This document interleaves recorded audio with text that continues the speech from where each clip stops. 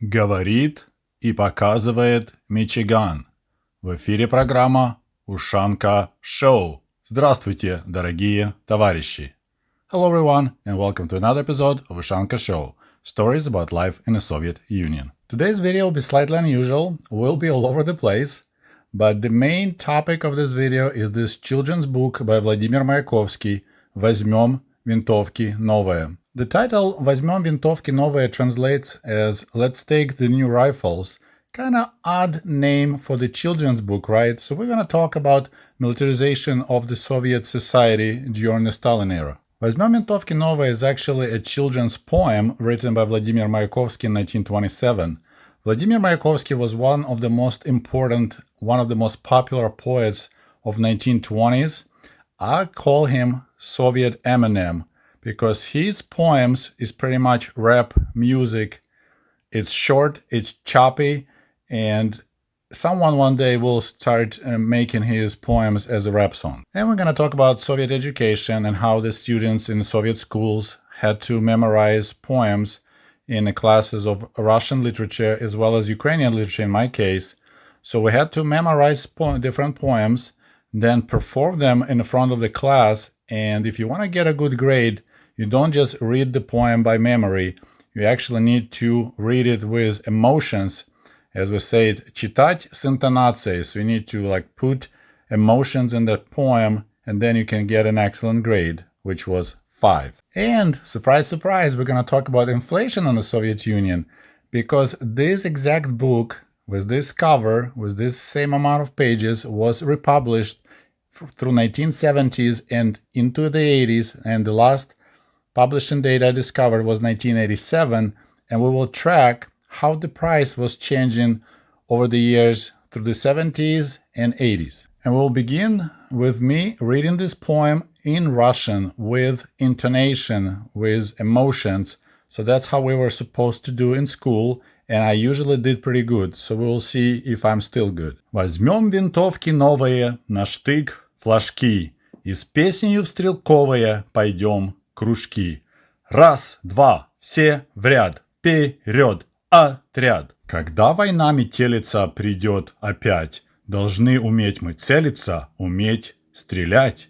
Шагай круче, целься лучше. И если двинет армией страна моя, мы будем санитарами во всех боях. Ранят в лесу, к своим снесу. Бесшумною разведкою, тиха нога, за камнем и за веткою найдем врага. Ползу день-ночь, моим помочь. Блестят винтовки новые, на них флажки. Мы с песнею в стрелковые идем кружки. Раз, два, подряд, шагай, отряд. Okay, so in a minute I'll give you translation, but right now I need you to grade my performance. If you think I did excellent, you can give me 5 in the comment section. If I did good, you give me 4. If I did satisfactory, you give me 3. And if you think I failed to perform and impress you, you give me 2. So that's a standard grading in the Soviet Union. 5 was excellent, 4 good, 3 satisfactory, удовлетворительно, and 2 is fail. Once in a great while, a mean teacher will give you 1 call, but that was quite rare. And now the translation of this poem, and of course it doesn't rhyme really well, so I can't read with a lot of emotions, but here you go. Let's take new rifles, flags on bayonets, and with a song we'll go to a rifle club. 1, 2, all in a row, forward squad. When the warlike blizzard comes again, we must be able to aim, be able to shoot. Step steeper, aim better. And if my country moves its armies, we'll be medics in all battles. Found a wounded soldier in a forest, carry him back. With silent reconnaissance, a quiet foot, behind a stone and behind a branch, we will find the enemy. Crawling day, night, to help my guys. New rifles glisten, they have flags. We go to the rifle club singing 1, 2, in line, march, march, squad. Okay, so let's talk about this book and the poem. Once again, I want to remind you, Vladimir Mayakovsky wrote this poem in the summer of 1927 for the children's newspaper called Pionierskaya Pravda, The Pioneer Truth. It looks like Mayakovsky was asked to write such a poem for incoming Неделя обороны СССР, Defense of the USSR Week, which occurred between July 10 and 17, 1927. In a classical Soviet style, this Week of Defense on Неделя обороны was marked by large meetings and gatherings in places of work, where workers expressed their concerns about current political situation in the world and the dangers of war.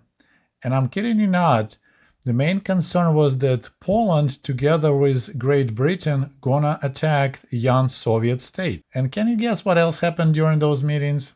That's right, Soviet workers were asked to donate money for the defense of their country, and according to the Soviet newspapers, everyone willingly did just that. And this event, Неделя обороны СССР, Defense of the USSR Week, was like a culmination of so-called military awareness, Военная тревога of 1927, when Soviet government expressed concerns or pumped a lot of scare propaganda that Great Britain and Poland are about to attack Soviet Union. And this topic probably deserves a separate video, but right now we're talking about Vladimir Mayakovsky book about brand new rifles. And for being a children's book, it contained quite a bit of war propaganda with statements like when the war comes again, so it will come for sure.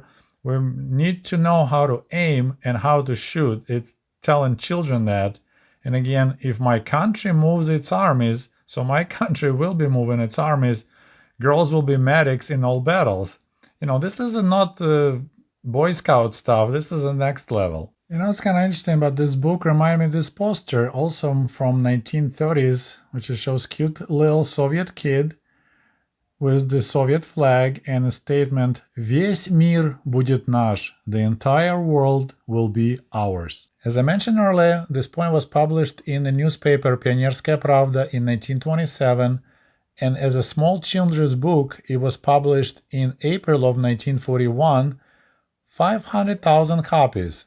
In April of 1941 is just 2 months away from the Germany attack in Soviet Union. It was reprinted again in 1946 in the end of the Great Patriotic War between Soviet Union and Nazi Germany, and then after a long stretch, they began publishing again in 1970, then 1977, 1982, 1984, and the final run was in 1987 when they published 1 million of these books. And now it's time to move to our next topic, the inflation in the Soviet Union. If you may recall, officially inflation did not exist in the Soviet Union. Our ruble remained the same, our prices remained the same, and in fact quite a few items prices never changed for years. I always remember matches were 1 kopeck per box of matches, butter was always 3.50 a kilogram, sugar was always 78 kopeck a kilogram. But of course inflation did exist in the Soviet Union, and this book is quite an interesting example because from 1970 till 1987, for 17 years they published and reprinted exactly same book, same illustrations, same amount of pages. The only thing that changed was the price. Okay, so here's 1970 edition, and it's convenient because right on the cover, on the bottom right, they show the year of publication. And on its back, we could see that it looks like they published 100,000 copies, and the price of this book was 17 kopeck. And here's the exactly same book, but published 7 years later in 1977. The only difference, the price now 19 kopecks, so not too bad from 17 to 19 kopecks, but still we have inflation. And they published this time 1 million copies. Moving along, and here we have 1982 edition. This is when Comrade Sergei turned 11. And price went up to 20 kopecks from 19. Not a bad increase in 5 years, right? And they published another 1 million copies. Comrade Mayakovsky would be a Soviet millionaire if he will be still alive, but he committed suicide back in 1930. And here's the final 1987 edition. There's nothing changed. It's exactly the same book, right? Everything is the same except the price. Now it's 25 kopecks, and once again they published another 1 million copies. So it looks like it took them 5 years to sell off previous edition. Since 1977, they were publishing the same book every 5 years. So in 17 years, price of this book changed from 17 kopecks up to 25 kopecks. Doesn't look like much, but if you do math, new value minus old value divided by old value times 100%, it's 47%. So 17 years, 47% inflation comes roughly to about 3% annual inflation in the Soviet Union. And here's the fun fact for you. The highest interest rates that Soviet citizen could get in a state savings bank, Sberbank, was exactly 3%. Usually it's 2%, but if you put your money for some fixed amount of time, like 1 year or 5 years, you'll get 3%. And now let's talk about Vladimir Mayakovsky and the Soviet Photoshop. You see, Vladimir Mayakovsky was quite a lover boy, but his biggest passion was Lila Brick. That lady was a Russian author and socialite, and she was married to the literary critic Osip Brick while dating Vladimir Mayakovsky. And here's the picture of two lovebirds taken sometimes in the middle of 1920s, and now exactly the same photo published later in 1960s. Now you see me, now you don't. Welcome to the Soviet Photoshop.